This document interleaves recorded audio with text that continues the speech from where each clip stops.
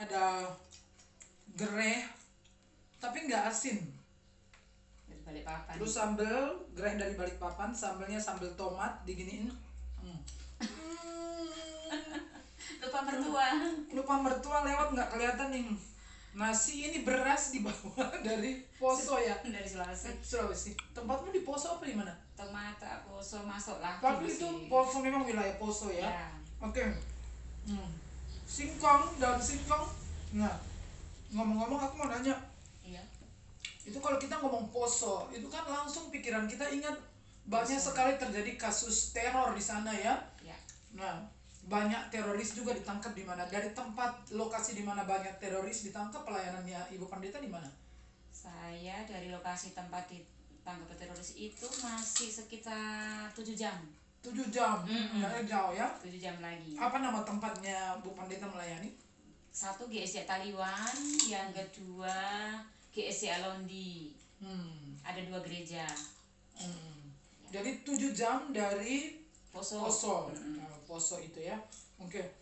Tapi melayani di wilayah yang rawan konflik itu gimana rasanya?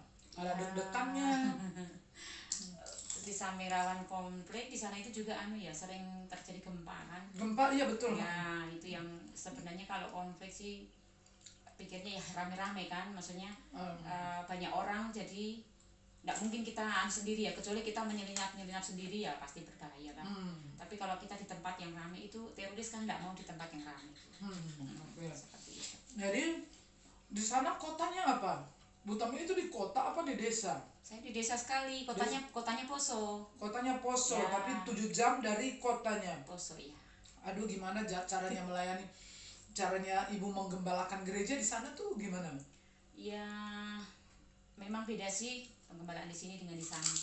Tapi yang saya lakukan di sana sampai hari ini, saya masuk seperti keluarga saja dengan sana. Maksudnya dengan jemaat itu saya membaur seperti keluarga mereka. Jadi apa yang mereka buat, saya buat juga. Seperti mereka ke sawah nanam padi, saya ikut di dalamnya. Ketika mereka panen padi, paras padi, saya ikut juga. Mereka ke kebun, ke hutan, saya ikut juga. Jadi saya apa yang mereka buat, saya ikut sambil saya mendekati mereka, menerima mereka, sehingga saya membawa diri juga seperti mereka.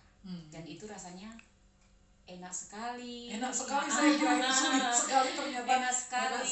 Walaupun juga jatuh bangun ya di hutan itu,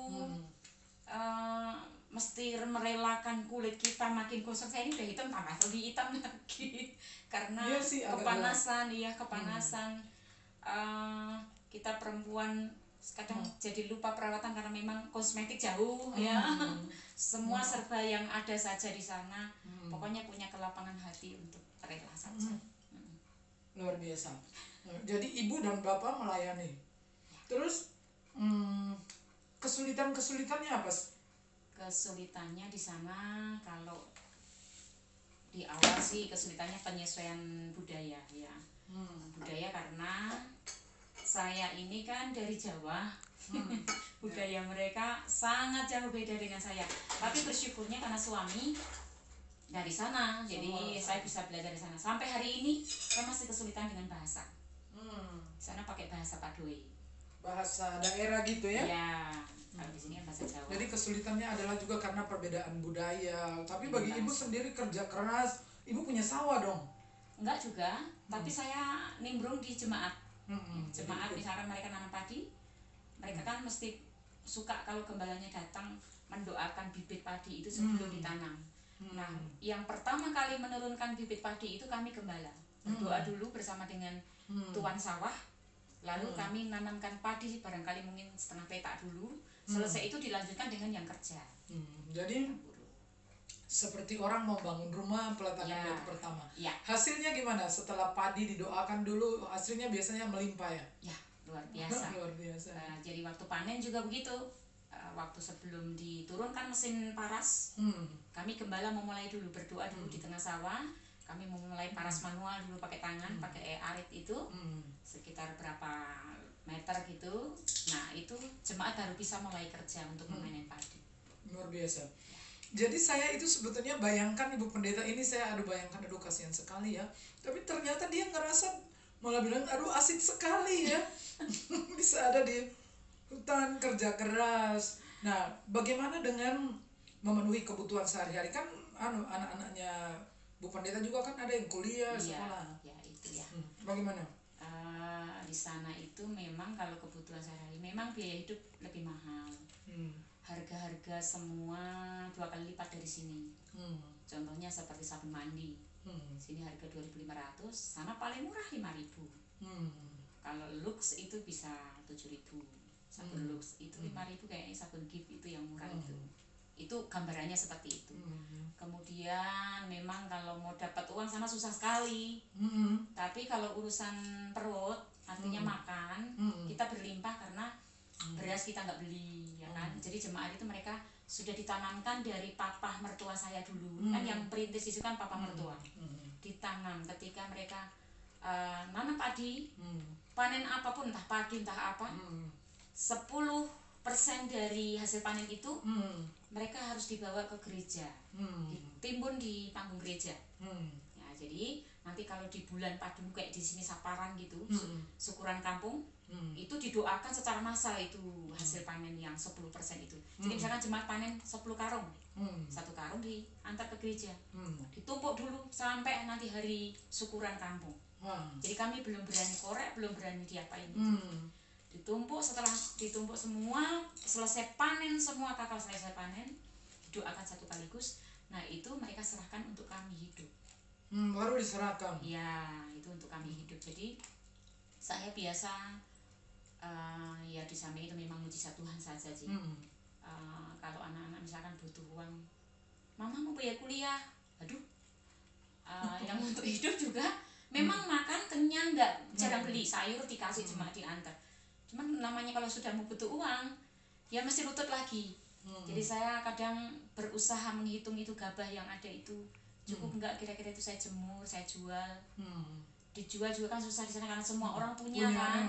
Mau jual itu yang pembelinya juga setengah mati. Kadang-kadang 1 karung 50 kilo beras itu kalau lagi panen itu paling cuma 300.000. Nah, jadi saya kadang kalau jual 1 karung isinya berapa? 50 kilo. Nah, jadi kalau menjual itu saya bertahan sampai di bulan-bulan di mana mereka tanam, masa tanam itu kan mahal beras. Karena mereka sudah habis tuh berasnya, sudah habis. Jadi saya jual. Itu kadang sampai 1 karung 400.000. Itu baru bisa nanti saya kirim ke anak untuk bayar kuliah. Ya memang tidak mencukupi, tetapi Tuhan itu ya punya banyak cara sih untuk menolong. Tuhan sering mengisi rekeningku sendiri, aku nggak tahu dari mana diisinya. Kadang-kadang Tuhan mengirim, aku nggak tahu orangnya yang ngirim siapa.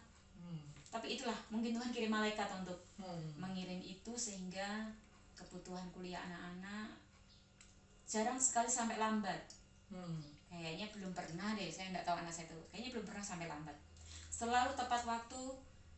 Pernah 1 kali itu sudah nyaris deadline-nya. Besok deadline, sampai hari ini saya belum punya uang. Waktu itu pembayaran sekitar 12 juta.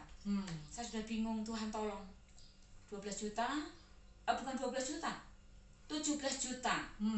17 juta harus dibayarkan. Nah, sampai deadline hari ini saya belum pernah punya uang. Kemudian sore-sore jam-jam 4 gitu ada yang mengirimkan uang, tapi itu lewat jemaat juga. Lewat jemaat dia memberikan perpuluhan padi, tapi dia lihat padinya kami sudah banyak sehingga lumbung kami sudah penuh, sehingga orang itu menjual. Memang dia punya apa ya, seperti gilingan gitu. Jadi memang cukup banyak dia punya padi, sehingga dia pikir kalau dia store itu perpuluhannya nggak muat lumbungnya kami. Dia jual, dia lipat di setor-setorkan uang, terkumpullah 7,5 juta. 7,5 juta, kemudian dikirim jam 4 sore. Kemudian sorenya setelah saya dapat kiriman itu, dapat surat. Di sini dapat surat dari kampus UKSW. Ternyata di surat itu bahwa 8 juta sekian sudah dibayarkan. Saya tinggal menggenapi sisanya itu dari yang 17 juta itu. Lagi-lagi Tuhan kirim dan saya nggak tahu. Sampai hari ini sudah 3 tahun, saya nggak pernah tahu itu siapa yang membayarkan 8 juta sekian itu. Jadi yang saya tahu Tuhan pokoknya banyak kali Tuhan berbuat seperti itu. Saya hanya melakukan bagianku. biar saya sibuk di pelayanan nggak masalah. Saya nggak terlalu mau pusing stres dengan hal itu, karena saya tahu kalau saya sibuk dengan Tuhan, Tuhan pasti juga akan sibuk dengan saya. Luar biasa. Puji Tuhan. Ada keinginan untuk pulang ke Jawa nggak? Maksudnya kembali ke Jawa? Lalu tuh gini, waktu tekan kontrak dengan BPD Sultan, karena gereja yang tak layani di Taliban itu dulu hampir ditutup kan, ada terjadi seperti persoalan begitu, pecah. Sebagian besar ikut ke Betel dengan gembalanya itu. Gereja Taliban itu yang tempat ayah itu? Iya, ada skandal waktu itu. Orang lain kan yang melayani waktu itu ada skandal apa gitu. Terus pecahlah itu gereja. Nah, dalam waktu 20 menit BPD Sultan rapat, karena jemaat semua sudah serbu, yang sisanya itu kalau salah satu anak Pak PH nggak pulang ke situ untuk melanjutkan, gereja lebih baik ditutup.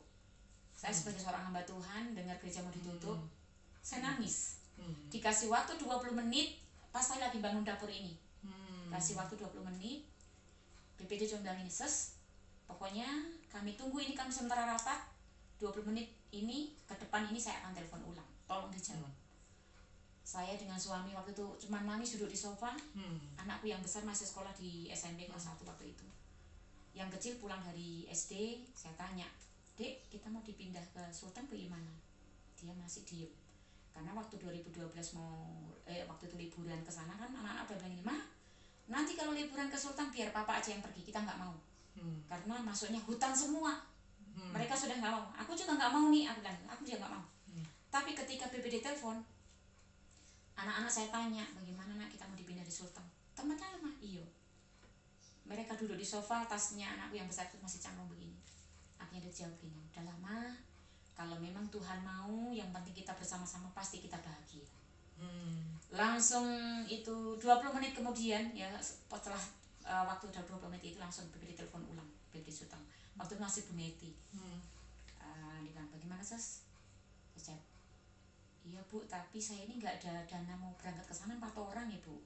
Saya masih berharap jawabannya Ibu BPD waktu itu, "Waduh ya nggak bisa ya kalau nggak ada dana ya." Saya masih berharap mereka akan memberi kelonggaran saya supaya nggak pergi. Tapi jawabannya di luar dari apa yang saya pikirkan. Bu Neti bilang, "Nggak apa-apa Ses, tiket pesawat kami siapkan untuk 4 orang." Waktu itu saya merinding, saya lemas, dan saya nggak bisa berani bilang sama Tuhan, jangan. Saya nggak berani, saya bilang, "Oke lah." Pokoknya dengan keberanian saya bilang oke. Jadi kami berangkat, dikasih waktu untuk siap-siap ngepas barang, packing apa semua, cuma 2 minggu dikasih waktu itu. Kami berangkat, tapi saya tekan kontrak dengan Ibu BPD waktu itu, "Bu, dengan catatan saya di hari tua saya harus kembali ke Jawa, melayani di Jawa kembali." Bu Neti bilang begini, "Dasar, pokoknya berangkat aja dulu." Dan akhirnya kami berangkat, sampai sana 1 tahun, baru 1 tahun di Taliban, kami dikasih yang di Londi.